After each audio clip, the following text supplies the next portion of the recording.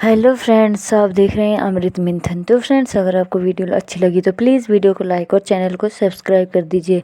यहाँ पर अंगद लज्जो को ढूंढते ढूंढते उसके रूम में पहुँच जाता है और वहाँ पर उसका बीमार भाई पड़ा हुआ होता है और ज़ोर ज़ोर से खांसी कर रहा था और पानी भी मांग रहा था। तो अंगद इधर उधर देखता है तो वहाँ पर उसको एक जग दिखता है, तो अंगद उसको पानी पिलाता है। जैसे ही वो पानी पिलाने लगता है तो लज्जो आ जाती है और कहती है कि तुम कौन हो, तुम यहाँ क्या कर रहे हो, अंगद तुम कैसे ज़िंदा बच गए।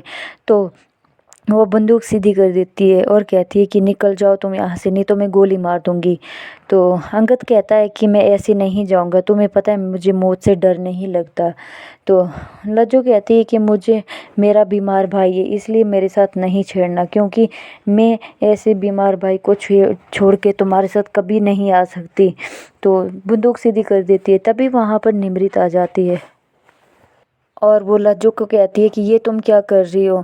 तो फिर लज्जो कहती है कि तुम दोनों को मारने में अब मुझे आसानी होगी।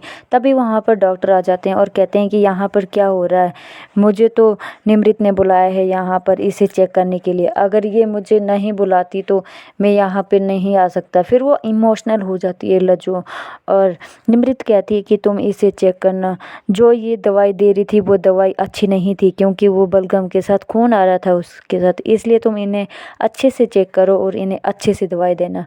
तो यहाँ पर अमृत को ले जाते हैं युग के पास और वो लज्जो बन के जाती है युग के पास।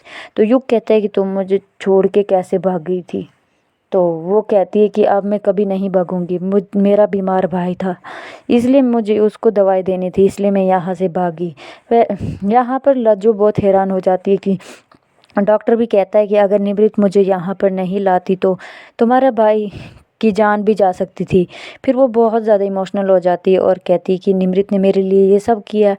तो यहाँ पर युग और अमृत बातें कर रहे होते हैं और कहती है कि साहब अब हमने क्या करना है, अब अमृत के बारे में कुछ आगे का कोई प्लान। तो वो वीडियो भी रिकॉर्ड कर रही होती है कि उसको सबूत चाहिए होता है अपनी बेगुनाही का।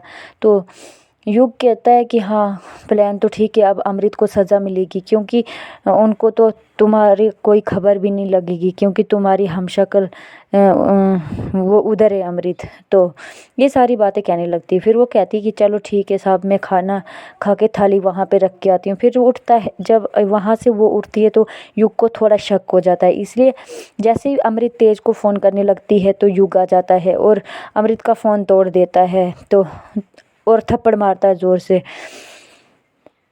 वैसे ही अमृत बंदूक पिस्टल उठा लेती है और कहती है कि युग खबरदार, अगर तुम यहाँ से हिले तो।